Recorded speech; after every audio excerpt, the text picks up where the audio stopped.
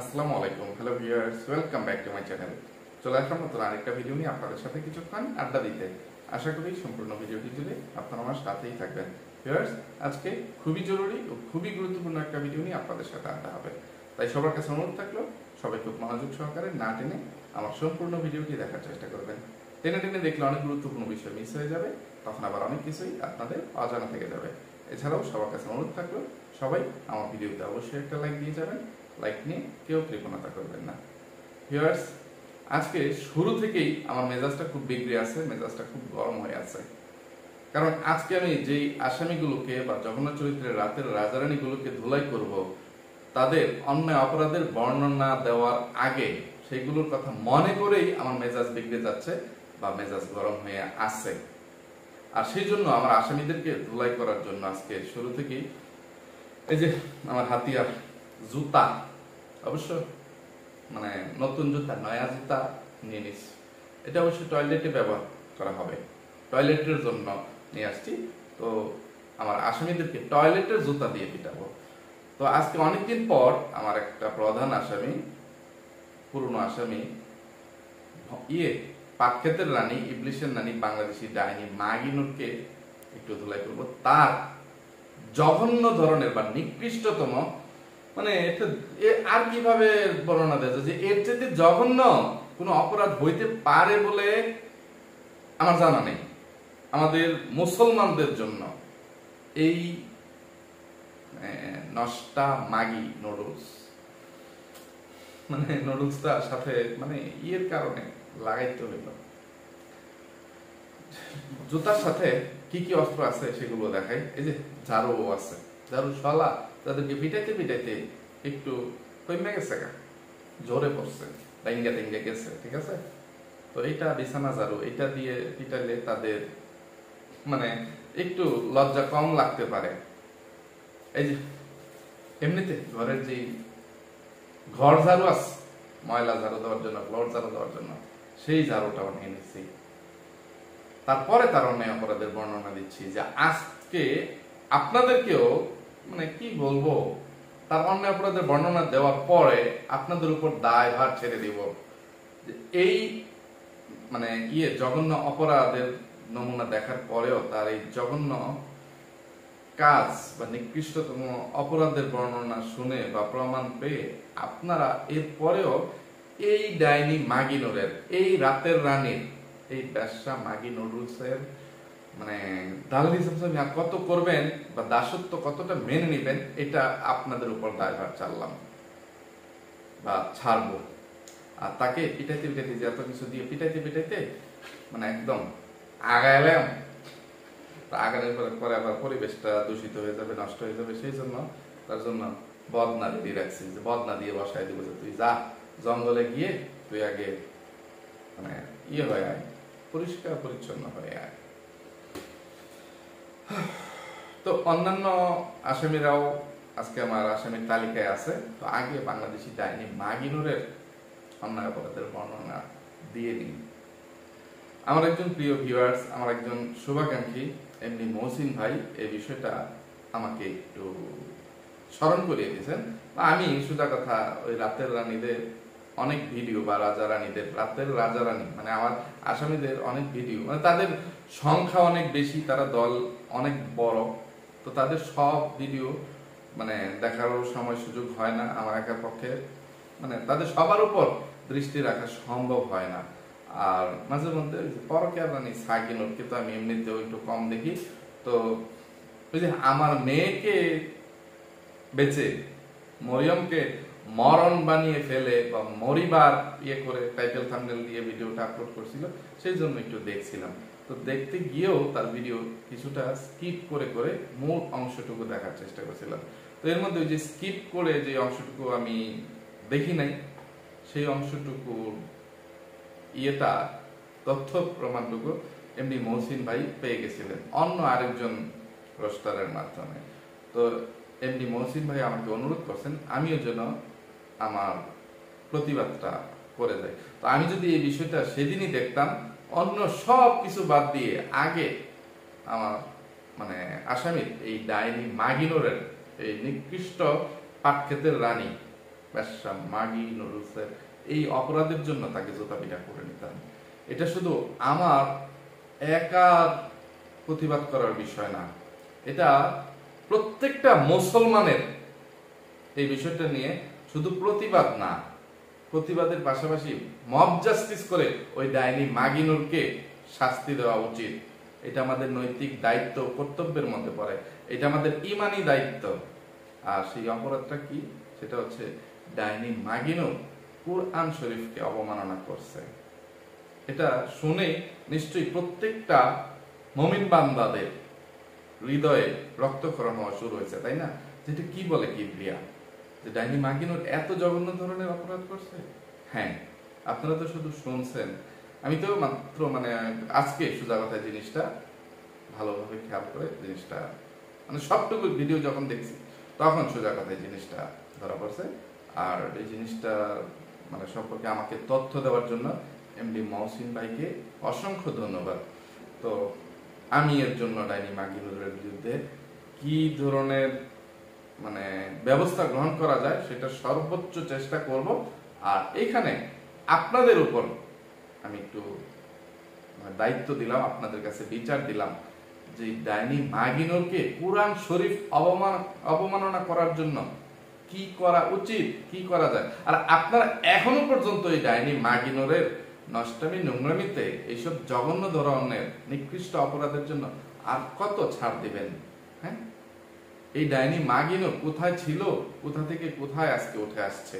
হ্যাঁ, ডাইনি মাগিনুর যে পেশায় নিয়োজিত, এই পেশার ব্যবসায়ীদের, এই চামড়া ব্যবসায়ী বা তলদেশ ব্যবসায়ী বা নিচতলা গোতা খাওয়ার ব্যবসা যারা করে, ওই যে বিভিন্ন সোজা কথা পতিতালয়ে যে ব্যবসাটা চলে, দেহ ব্যবসা, এই ব্যবসার সাথে লাভজনক ব্যবসা তো বিশ্বে আর কোথাও নাই। সারা বিশ্বের সবচেয়ে লাভজনক ব্যবসা হচ্ছে এই দেহ ব্যবসা, পতিতাবৃত্তি, বিনা পুঁজিতে শুধু শরীর খাটিয়ে, শরীরে আরাম পাবে, আবার তুমিও মজা পাইছো আমিও মজা পাইছি, কিন্তু মজার শেষে সে আবার এখান থেকে টাকাও পাইছে আর টাকাও পায়। তো এটা হচ্ছে ডাইনি মাগিনুরের আসল ব্যবসা, পুরনো ব্যবসা, যে ব্যবসা করে এই দেশি কুত্তার সাথে তার পরিচয় হয়েছে, সম্পর্ক হয়েছে। দেশি কুত্তা আরেকজনের রক্ষিতার কাছে দেয়াল টপকে টপকে গিয়ে গিয়ে কোন এক সময় ধরা খেয়েছে। তারপরে দেশি কুত্তার গলায় এই ইয়ের মালা, জুতার মালা স্বরূপ ডাইনি মাগিনুরকে গছিয়ে দেওয়া হয়েছে। আর সেই ডাইনি মাগিনুরকে নিয়ে এই ফকিন্নির বাচ্চা, এই খাড়াঝুলির বাচ্চা কোলাঙ্গার দেশি কুত্তা এখনো সোলতানি করতেছে, ফটকামি ফাতলামি বাহাগোনা করে যাচ্ছে, আর আপনাদেরকে ধোকা দিয়ে বোকা বানিয়ে যাচ্ছে। তো আচ্ছা, আমি মূল কথায় চলে আসি। কোন ভিডিওতে কোন জায়গায় এই ডাইনি মাগিনুর কুরআন শরীফকে অবমাননা করছিল, সেটা কিভাবে করছে, কোথায় দেখা গেছে? ওই যে আমি গত কিছুদিন আগে পরকীয়া রানী সাগিনুরের একটা ভিডিও জন্য, ওই যে তানু মণ্ডলের জন্মের রহস্য ওই পরকীয়া রানী সাগিনুর আবার উন্মোচন করে দিয়েছে, যে তানু মণ্ডলের ছোটবেলার কিছু ছবি এই পরকীয়া রানী সাগিনুর তার ভিডিওতে শেয়ার করছে, যে 2011 সালে তানু মণ্ডল কেমন ছিল। তো সেইটা দেখাইতে এসে সে আরো ভিডিওর মধ্যে যেই জিনিসগুলো দেখাইছে, সেইখানে তার ভিডিওর টাইটেল থাম্বনেলটা এরকম ছিল যে মরণকে ইয়ে করতে গিয়ে যে তানু মণ্ডলের সব জিনিসের উপর সারিকার অধিকার আছে বা মরিবার অধিকার, তানু মণ্ডল মরিয়মকে বা মরণকে সবকিছু দিয়ে দিল, এই ধরনের টাইটেল থাম্বনেল দিয়ে এই পাটক্ষেতের রানী পরকীয়া রানী সাগিনুর যে ভিডিওটা আপলোড করছিল, সেই ভিডিওতে 8 মিনিট সময়ে একটু দেখবেন। আমি তাদের ভিডিও বয়কট করতে বলি সব সময়, কিন্তু আমার চ্যানেলে এই ফুটেজটুকু শেয়ার করা সম্ভব হচ্ছে না। তো সেখানে এই যে ডাইনি মাগিনুর এবং সাগিনুর যেই সময়টা কাটাচ্ছিল, ডাইনি মাগিনুর চুরি টুরি এটা সেটা বাস করতেছিল, যে পরের দিন তানু মণ্ডল ছেলে নিয়ে দেশি কুত্তার বাসায় এন্ট্রি নেবে।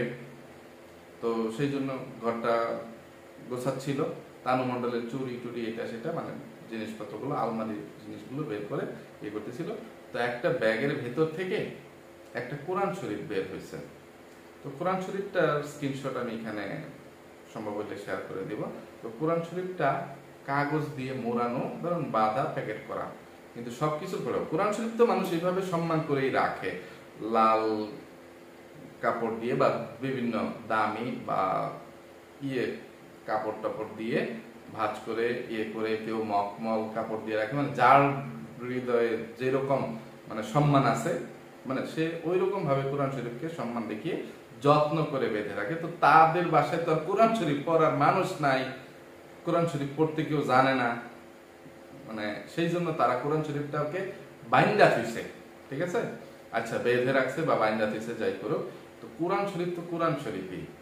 এখন সেই কোরআন শরীফটা মাথার উপরে থাকে, মানুষ ঘরের ভিতরে সবকিছু যেখানে সেখানে রাখুক না কেন, কোরআন শরীফের স্থান সবার উপরে। মানুষ মানে অনেক সময় দেখা যায় যে কিছু সময় টেবিল, মোড়া, চেয়ার এগুলোর মধ্যে মানুষ একটু উঠে দাঁড়ায়, যে কোনো প্রয়োজনে, ঘর মোছার জন্য হোক, ফ্যান মোছার জন্য হোক, এখানে সেখানে দাঁড়াইতে হয়। সেই জন্য যাতে কোরআন শরীফের উপরে কারো পা মানে না চলে আসে, মানে উপরে বলতে যে মনে করেন আপনার শোকেজের ভিতরে বা আলমারির ভিতরে কোরআন শরীফটা আছে, এটার উচ্চতাটা আপনার কোমর সমান, যে তাক, প্রথম তাক, আপনি কিন্তু নিচের তাকে কোরআন শরীফ রাখবেন না, আপনি সবার উপরে, মাথার উপরে যে তাকটা থাকে ওই তাকগুলোতে বা ওই স্থানগুলোতে কোরআন শরীফের স্থান হয়। আমরা সর্বোচ্চ এরকমটাই দেখে আসছি, আমাদের বাড়িতে এরকমটাই হয়।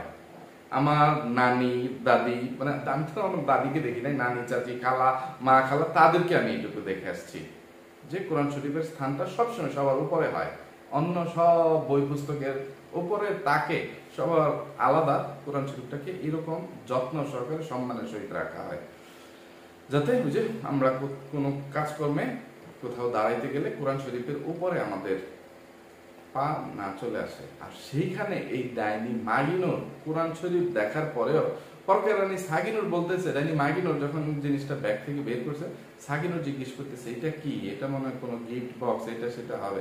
তখন ডাইনি মাগিনুর তো জানে এটার ভিতরে কি, সে বলতেছে না এটা কোরআন শরীফ। বলতেছে ও আচ্ছা। তো কোরআন শরীফ বলার পরে এই কোরআন শরীফটা ডাইনি মাগিনুর কোথায় রাখছে? রাখছে ফ্লোরের মধ্যে। সে যেখানে বসেছিল একদম ওইখানেই, একটু যে উঠে একটু সালাম করে কোরআন শরীফটা হাতে এসে গেছে, আমার অজু আছে কি নাই, আমরা মুসলমানরা বিশেষ করে অজু ছাড়া কোরআন শরীফ স্পর্শ করতে চাই না বা করি না।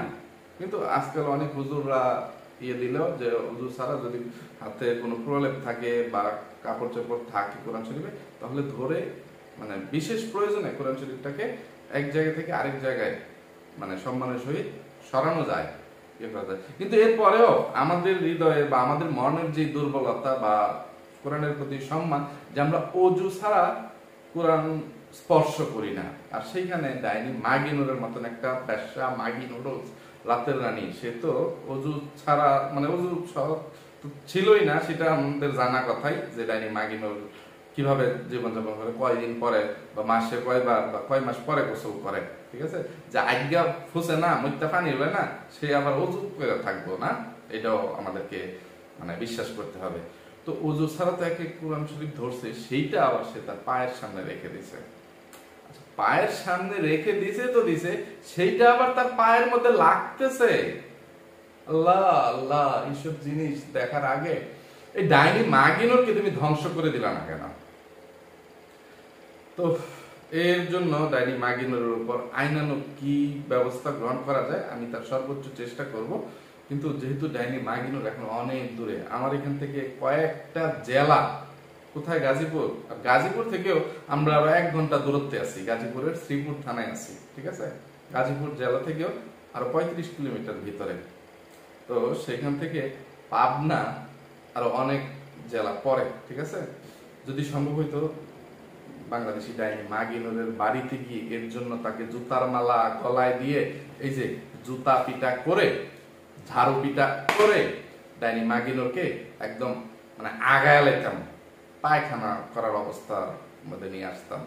তো আপনারা এখনো পর্যন্ত যারা এই ডাইনি মাগিনুরের ভিডিও দেখেন বা মাগিনুরের মানে ভক্তবৃন্দরা আছেন, দাওয়াত সামসা কইলাম না জান, ভক্তবৃন্দ, ভালোবাসার মানুষরা আছেন যারা মুসলমান, অন্য বিধর্মীদের বা নাস্তিকদের কথা বাদই দিলাম, যারা মুসলমান ইমানদার তাদের হৃদয়ে কি একটু কষ্ট লাগতেছে কিনা এটা একটু কমেন্টে বলবেন, যে আমার কথাগুলো শুনে ভাই, যে আমি এখানে সম্ভব হলে স্ক্রিনশট দিব যে ডাইনি মাগিনুরের পায়ের মধ্যে কিভাবে কোরআন শরীফটা স্পর্শ হচ্ছে। আর আমার কথা যাদের বিশ্বাস হবে না তারা একটু সময় নিয়ে একটু কষ্ট করে ওই পাটক্ষেতের রানী, ওই পরকিয়ার রানী সাগিনুরের সেই দিনের ভিডিওটা দেখে নেবেন, যে ভিডিওটা ওই যে আমি স্ক্রিনশট এখানে দিয়ে দিব কোন ভিডিওটা দেখতে হবে। আপনারা 8 মিনিট থেকে ভিডিওটুকু দেখলেই বুঝতে পারবেন যে ডাইনি মাগিনুর নিজে বলতেছে এটা কোরআন শরীফ, এবং সেটা বলার পরে সে কি কর্মকাণ্ড করছে, কি ন্যাক্কারজনক জঘন্য অপরাধ কোরআন শরীফের সাথে করছে, কিভাবে কোরআনকে অবমাননা করছে। আমরা কোরআন শরীফ তো দূরের কথা, এমনিতে সাধারণ প্রাইমারি স্কুলের মানে ইসলাম শিক্ষা বই যদি হয়, ইসলাম শিক্ষা বইও বাদ অন্য যে কোনো বই, হাদিসের বই হোক বা অন্য আরবি লেখা সম্পন্ন বাংলা আরবি সব ইয়ে করা থাকে, এইরকম কোনো বই যদি আমাদের সামনে পড়ে আমরা দেখি, সেই বইটাকে মাথার উপরে রাখার চেষ্টা করি, কোরআন শরীফের সাথে আমরা স্থান দিই। আর সেখানে সে কোরআন শরীফকে এইভাবে অবমাননা করছে, এমনকি শুধু সম্পূর্ণ বই না, একটা পৃষ্ঠা, এটা যদি ওই যে ঝালমুড়ির দোকানদার মানে ঝালমুড়ি বানানোর সময় বিধর্মী বা তারা মূর্খ, সে বুঝতেছে না কি দিয়ে কি বিক্রি করতেছে না করতেছে, মানে বেখেয়ালি ভাবে সে সাধারণ বইয়ের মতন হিসাব করে এই আরবি লেখা সম্পন্ন বা আরবি বাংলা মিলানো মিক্স করা একটা পৃষ্ঠায় ঝালমুড়ি বিক্রি করতেছে। মানে তারা তো মূর্খ মানুষ, তাদের জ্ঞান মানে তেমন কাজ করে না, তারা এটার কোনো সম্মান দিতে পারে না, ইয়ে করতে পারে না। মানে কিছু কিছু, সবাই না, যারা বুঝে তারা কি বলবো, এই যে মানে আরবির কাপড় ইয়ে পাইলে, লেখা পাইলে মাথায় তুলে রাখে, ঠিক আছে। তো এগুলো কিভাবে সংরক্ষণ করতে হয় বা কোথায় রাখতে হয়, পানিতে ডুবিয়ে দিতে হয় না আগুনে পুড়িয়ে ফেলতে হয়, এগুলো হুজুরদের কাছ থেকে জেনে নেবেন, ওইটা বললাম না। তো এইরকম ভাবে যদি কোনো ঝালমুড়ির দোকানদারও বা যে কোনো দোকানদার কোনো একটা পণ্য দেওয়ার সময় ওই পৃষ্ঠার মধ্যে মানে ওইটার মধ্যে আরবি লেখা থাকে, ওইটাকেও আমরা মানে যাদের মানে ইসলামের প্রতি বা যে কোরআনের প্রতি আল্লাহ রাসূলের প্রতি কোনো ডর ভয় আছে বা মায়া আছে, ভালোবাসা আছে, আমরা সেই কাগজটা যত্ন করে রাখি, বা কোথাও মানে ফেলে দিলেও সেটা যেন কারো ভবিষ্যতে কারো পায়ের নিচে না আসে, সেই জন্য এমন কোন চিপা চাপা খুঁজি, মানে যেখানে একটা কাগজ বেড়ার মধ্যে বা এর মধ্যে যে গুজে রাখি যে এটা ওইখান থেকে এমনিতেই কখনো বের হয়ে যাবে না, যাতে করে সেটা কারো পায়ের নিচে না আসে, তাহলে সেটা গুনাহগার হিসেবে নিজেকেও মনে হয়। এরকম ভাবে মানে কোরআন শরীফ বা আরবি লেখার প্রতি আমরা সম্মান জানাই, শ্রদ্ধা জানাই। আর সেইখানে ডাইনি মাগিনুর নিজে বলতেছে যে এটা কোরআন শরীফ, আর সে সেটা জানার পরে তার পায়ের সামনে রাখলো এবং এটা তার পায়ের মধ্যে স্পর্শ করতেছে, তাতেও সে একবার দেখলাম না অজু তো নাই, যে পরেও যে সে একবার কোরআন শরীফটাকে হাত দিয়ে সরালে এই আমার পায়ে লাগতেছে এটা একটু সরাতো বা নিজে একটু সরাই, এমনও কোনো ইয়ে করতেছে না, সে দিব্যি তার কাজকর্ম করে যাচ্ছে, মানে কোনো সালাম কালাম নাই, কোনো প্রায়শ্চিত্ত নাই, অনুশোচনা নাই। তো এই ধরনের রাতের রানীদের ভিডিও দেখার জন্য, এই ধরনের রাতের রানীদের এত নষ্টামি নোংরামি বেহায়াপনা এবং এই ধরনের জঘন্য অপরাধের বর্ণনা দেখার পরেও জানার পরেও আপনারা এখনো পর্যন্ত এইসব জঘন্য চরিত্রের রাতের রাজা রানীদেরকে সাপোর্ট করে যাচ্ছেন, তাদের ভিডিও দেখে এইসব ফকিন্নির বাচ্চাদেরকে, এইসব ব্যবসা মাগিন রুজদেরকে বা তাদের জামাইয়ের বা অধীনস্থ কামলাদেরকে, রাতের রাজা এবং রানীদেরকে আপনারা মানে ভিউজ দিয়ে টাকা ইনকাম করার, ডলার ইনকাম করার সুযোগ করে দিচ্ছেন। আর সেই টাকা ও ডলার দিয়ে তারা ফুটানি করতেছে এবং আপনাদেরকে আবার চোখ রাঙানি দেখাচ্ছে, আপনাদেরকে আবার এটা সেটা বলতে আসে, আপনাদেরটা খাই না পড়ি, এই তুমি যে 40 কেজি ছিলা বিয়ের আগে, 45 কেজি ছিলা, এখন 90 কেজি হয়েছো, এটা কি তুমি আমারটা খেয়ে হয়েছো না ভিউয়ার্সদেরটা খেয়ে হয়েছো? ভিউয়ার্সদেরটা খেয়ে হয়েছো নাকি তোমার জামাইটা খেয়ে হয়েছো? তাহলে তুমি ভিউয়ার্সদের কথা শুনবা কেন?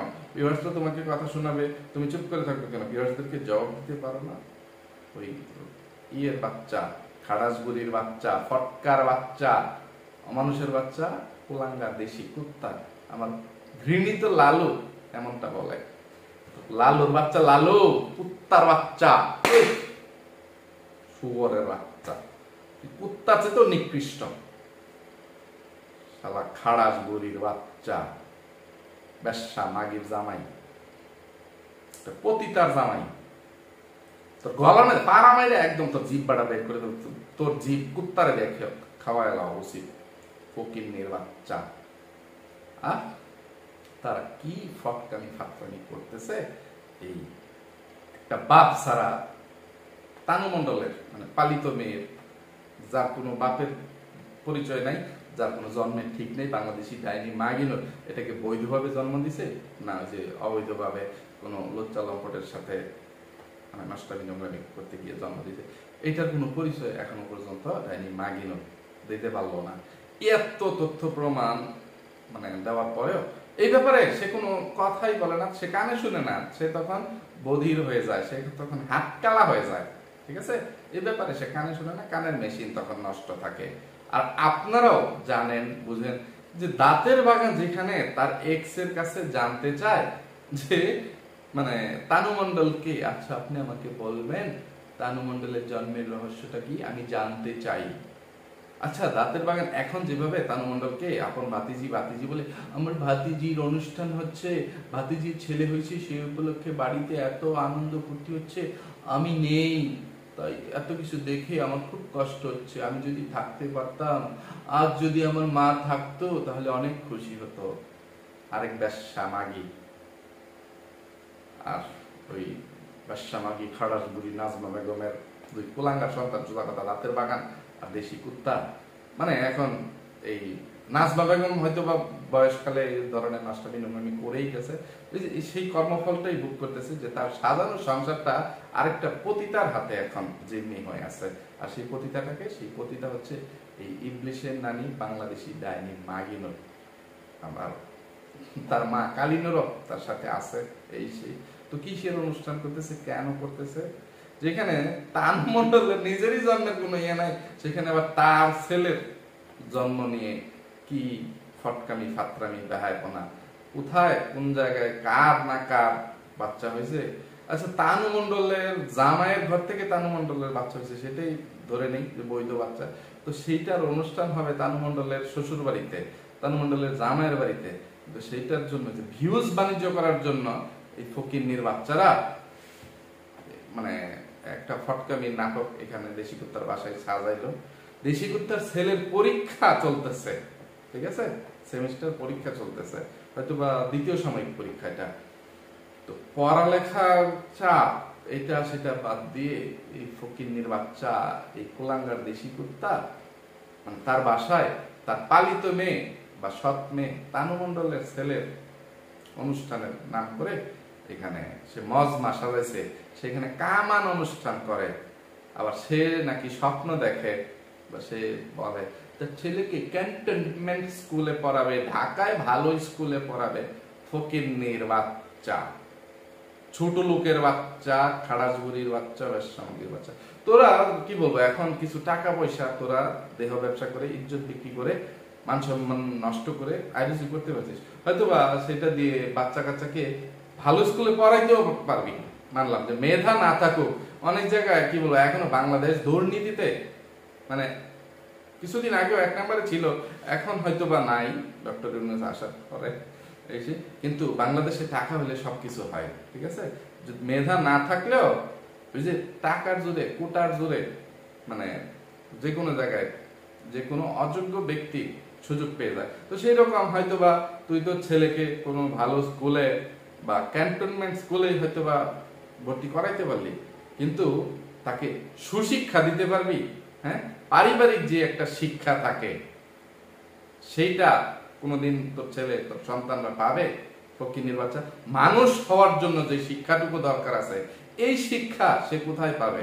হ্যাঁ, আর সে যত উচ্চ ডিগ্রি অর্জন করে আসুক না কেন, শুধু বাংলাদেশ না, বাংলাদেশের বাইরে থেকে পড়াশোনা করেও যদি ডিগ্রি অর্জন করে আসে, ওই যে শিক্ষার কথা বললাম, মানসিক শিক্ষা মানে পারিবারিক শিক্ষা, মানে মনুষ্যত্বের যে শিক্ষা, প্রকৃত জ্ঞানের যে শিক্ষা, ওইটা তোর ছেলে কোথায় পাবে? আর তোর ছেলে কি বলবো, বড় হয়ে জীবনে কোনোদিন কোনো ভদ্র পরিবারে মানে বিয়ের প্রস্তাব নিয়ে যাওয়ার যোগ্যতা রাখবে? যার মা একটা ব্যবসা মাগি, একটা মানে ইয়ের পাড়ার বা পতিতালয়ের পতিতা ছিল, একটা কত লোকের রক্ষিতা ছিল, এইরকম পরিচয় পাওয়ার পরে তোর ছেলে কোনো ভদ্র সমাজে বা ভদ্র ঘরের মেয়ের মানে কি বলবো মানে 5 আটার সুযোগ পাবে রে ফকিন্নির বাচ্চা? তুই আবার ফুটানি দেখাইতে আসিস, কুলাঙ্গার দেশি কুত্তা, যে আমার মেয়ের জামাই আমাদের জন্য কি কি গিফট আনলো, এই আনলো সেই আনলো। আরে যে কামান অনুষ্ঠান বা তানু মণ্ডলের ছেলের অনুষ্ঠান, এটা সেটা আহাদের আমাদের, এগুলো কিসের জন্য? তার বাড়িতে এই জন্যই আয়োজন করছে, ওই যে গিফট ওডান লাগতো না আকিকার মধ্যে, তো তার আকিকার মধ্যেও উপহার গ্রহণ করছে। ওই খালি হতে যাবে, ওই চাপা সুটকি দিয়ে আসছে, পরকের রানী সাগিনোর দিয়ে আসছে, আর তারা সাধারণ উপহার নিয়ে গেছে না। এ তো সাধারণ বাচ্চা নয়লা, এ তো তানু মণ্ডলের ঘর থেকে কাল্লা কুচকুচ্চা একটা বাচ্চা হয়েছে, এ তো অসাধারণ বাচ্চা লে লা। তারা সোনা দানা চেন আংটি এটা সেটা দিয়ে তারা বাচ্চাকে বরণ করে নিছে, আকিকার দাওয়াত খেয়ে আসছে। তো এখন আবার হার্ডওয়্যার নাম করে আরো যে বন্ধু বান্ধব পাড়া প্রতিবেশী বা কিছু ফকিনিমা আত্মীয় স্বজন আছে এই সেই, তাদের কাছ থেকেও কিছু মানে উপহার বা গিফট নিতে হবে না? আর এই বাচ্চাকে তার নিজের আপন নাতি বা বৈধ নাতি হিসেবে পরিচিতি দিতে হবে না? সেই জন্য এই একটা অপকৌশল বা তাদের এই চেষ্টা, মানে একে উপহারও পেয়ে গেল, আবার তাদের কন্টেন্ট হইলো, ভিউজ বাণিজ্য করতে পারলো, টাকা পয়সা আয়োজি করতে পারলো, মানে এক ঢিলে কয়েকটা পাখি মারে এই অমানুষের বাচ্চারা, এই কোলাঙ্গারের বাচ্চারা, এসব জঘন্য চরিত্রের রাতের রাজারানীরা। আমার মানে অন্যান্য আসনীদের টাইটেল থাম্বনেলের মধ্যে এবং তাদের ভিডিওর মধ্যে কি কি নষ্টামি নোংরামি বেহায়াপনা চিটারি ব্যাপারে প্রতারণা আছে, সেগুলো আর আজকে বর্ণনা দিতে পারতেছি না, অন্য কোনো দিন অন্য কোনো ভিডিওতেই দিব। এই ফটকার বাচ্চা কি দেখাবে, কি দেখানোর আছে কুলাঙ্গার দেশি কুত্তার ভিডিওতে? সে যে ইদানিং আমার রেগুলার আসামির 1 নম্বর স্থানটা দখল করে রাখছে। তার ভিডিওর বিষয়বস্তু যে সবাইকে নিয়ে, তার শ্বশুর শাশুড়ি, শালার বউ, সুমন্দির বউ বা শালার সুমন্দিদেরকে নিয়ে, শালীদেরকে নিয়ে ই করবে, সবার সাথে মোলাকাত করবে। একে তো সে কি সবার সাথে দেখা হওয়ার আগে, তার ক্যামেরা চালু হওয়ার আগে তার শ্বশুরের সাথে দেখা হয় না, শাশুড়ির সাথে দেখা হয় না, তখন তাদেরকে সম্মান দেখাতে সালাম প্রকাশ করে না, সালাম জানায় না। তো ক্যামেরা চালু করে আমার শ্বশুর শাশুড়ি আসছে, তাদের সাথে একটু দেখা করে আসি, এটা ভিউয়ার্সদেরকে সাথে নিয়ে, শ্বশুর আব্বা দোস্ত কেমন আছো, আসসালামু আলাইকুম, বাঙালি ব্যাপারী তুমি কেমন আছো, কুম্বালা আইছো, শরীরটা ভালো তো?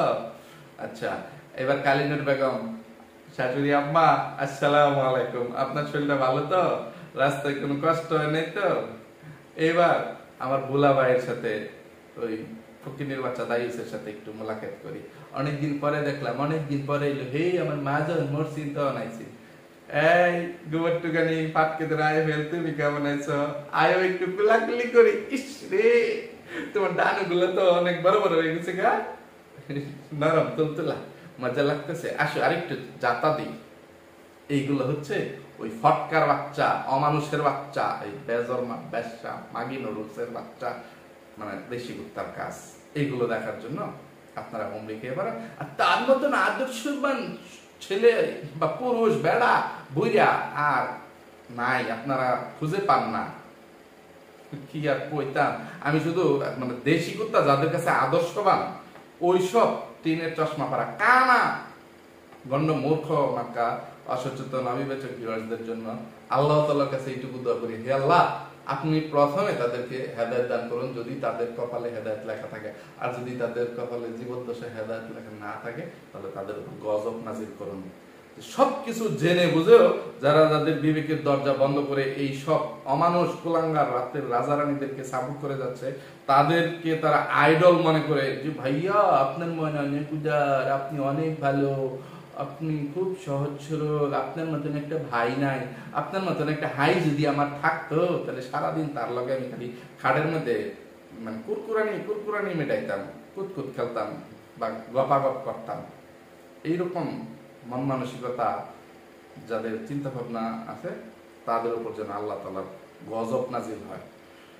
তো ফটকার বাচ্চা ফটকার ভিডিও তো এই যে এইগুলোই, আমার ভোলামি আসছে, আমার বিয়াই আসছে, এই আসছে সেই আসছে, সুমন্দি আসছে, এই তাদেরকে কি দিয়ে আপ্যায়ন করাবো, এই খিচুড়ি দাও ডাইনি মাগিনোর, এই যে আমাদের যে ঐতিহ্যবাহী খিচুড়িটা আছে না, খিচুড়ি রান্না করছো, আচ্ছা খিচুড়ি দাও ভাইয়া, আপনি সাদা খিচুড়ি খান, এই তুমি তো এটা এইভাবে খাইলে মজা পাবা না, তুমি তো এটা খাইতেই জানো না, আরে এটা তো এমনি খায় না, এটা তো ফুটকির মধ্যে বড়ায় বড়ায় মাহায় মাহায় খায়, এটা তরকারি দিয়ে অন্যভাবে খেলে মজা লাগবে না, এটার সাথে মরিচ এবং পেঁয়াজ ডলে একটু সরিষার তেল বা খাস তেল বা একটু পায়খানা মাখিয়ে তারপরে খাইতে হবে। এটা সে তার বিয়াইকে শিখায়, তার মেয়ের জামাইকে, মানে পালিত মেয়ের জামাইকে, তার শালাকে, তার সম্বন্ধীকে। এছাড়া এই ফটকার বাচ্চার, এই অমানুষের বাচ্চা কুলাঙ্গার দেশি কুত্তার ভিডিওতে আর মানে কোনো শিক্ষণীয় কোনো কিছু আছে? যে দেশি কুত্তার ভিডিওতে একটা শিক্ষণীয় বিষয় থাকে এইরকম কোনো একটা ফুটেজ বা কোনো একটা যুক্তি প্রমাণ আমাকে আপনারা একটু দেখিয়ে দিয়ে যাবেন, এরপর থেকে আপনাদেরকে গুরু মানবো আর দেশি কুত্তাকে আমি দোলাই করা ছেড়ে দিব। ঠিক আছে? তো কথা বলতে বলতে যেহেতু ভিডিওটা অনেক বেশি লম্বা হয়ে গেছে, আমার আসামিদের বা জঘন্য চরিত্রের রাতের রাজরানীদের অনেক অন্যায় অপরাধের জন্য, অনেক ফটকামি ফাতরামি ব্যয়াপনা চিটারি বাট্টারি প্রতারণার জন্য আজকে আর তাদেরকে ধোলাই করতে পারতেছি না। অন্য কোনো দিন অন্য কোনো ভিডিওতে আমার আসামিদেরকে, এইসব জঘন্য চরিত্রের রাতের রাজরানীদেরকে ইচ্ছা মতো জুতা পিটা চারু পিটা ঠ্যাঙ্গা বাক্যলা বাস দিয়ে উচিত শিক্ষা দেওয়ার চেষ্টা করবো। আজকে এখান থেকে বিদায় নিচ্ছি। সবাই ভালো থাকবেন, সুস্থ থাকবেন, নিরাপদে থাকবেন। আমার জন্য, আমার পরিবারের জন্য, আমার পিতা সোনা মানুষের জন্য মন থেকে দোয়া করবেন। আল্লাহ হাফেজ, আসসালামু আলাইকুম।